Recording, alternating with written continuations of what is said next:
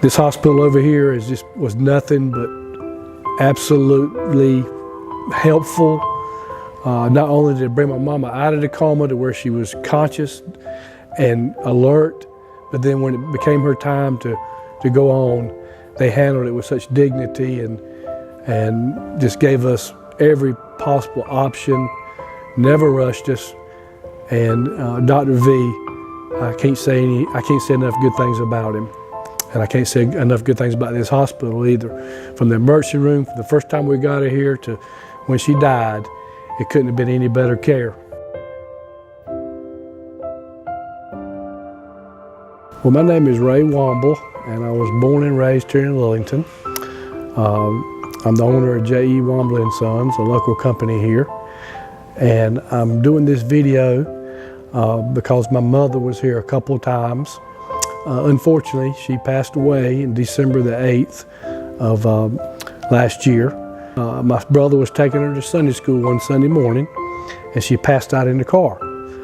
So we called 911, and they rushed her here to the emergency room here at the hospital. This was back in November of last year, 2018. They called me. I rushed over here and met them here at the hospital. And we didn't know what was going on. We didn't know if she'd had a heart attack or what. So anyway, the doctors, it was a Dr. Tosconi at that time in the emergency room. He was the chief doctor. There was also a Campbell University resident. They came in and did some lab testing, got it done quickly, got her stabilized, and determined she was losing blood from somewhere. So they had to do a blood transfusion, got that done. She started recovering, doing a little better. We found out that what her problem was she had to have a pacemaker installed. Her cardiologist had been saying for years that she needed to have this done, but she had resisted it. So the pacemaker was installed, and we got her back home, and she stayed home for 3 or 4 weeks. And unfortunately, I came home, we had a company Christmas party, and got home that night, was getting ready to go to bed. My sister called and said that Mama has passed out. What should we do? And I said, well, just call 911, let's get her to the hospital right here, Central Hospital here in Lillington. Emergency room team started running tests. They did a wonderful job, found out her CO2 levels were extremely low, dangerously low, which put her into a coma. So they admitted her. We got her into intensive care, and we were under the care of a Dr. Videa. For the short, I'm gonna call him Dr. V because he was absolutely wonderful. He came in, Mama was still in a coma, got her up into the intensive care unit. They gave her, we were giving her oxygen and other things to get her CO2 back up. Didn't know what was causing it to go down as low as it was. But Dr. V suggested, he said, if I'll never forget what he said. He said, if this was my mother, I think I would try to not do anything real invasive, major stuff, but you know, there may be an infection somewhere causing this CO2 droppage. We don't really know, but I would treat it with some antibiotics and let's see what happens. And so we agreed, the 3 of us agreed, or 4 of us agreed that we would do that. So Dr. V administered some levels of antibiotics, some pretty high levels, and Mama came out of the coma. And she was just as conscious as I am right now, and was actually mad with us.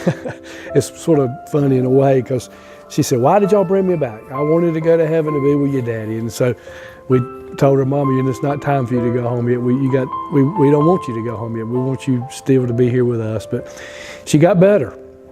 And so as time went on,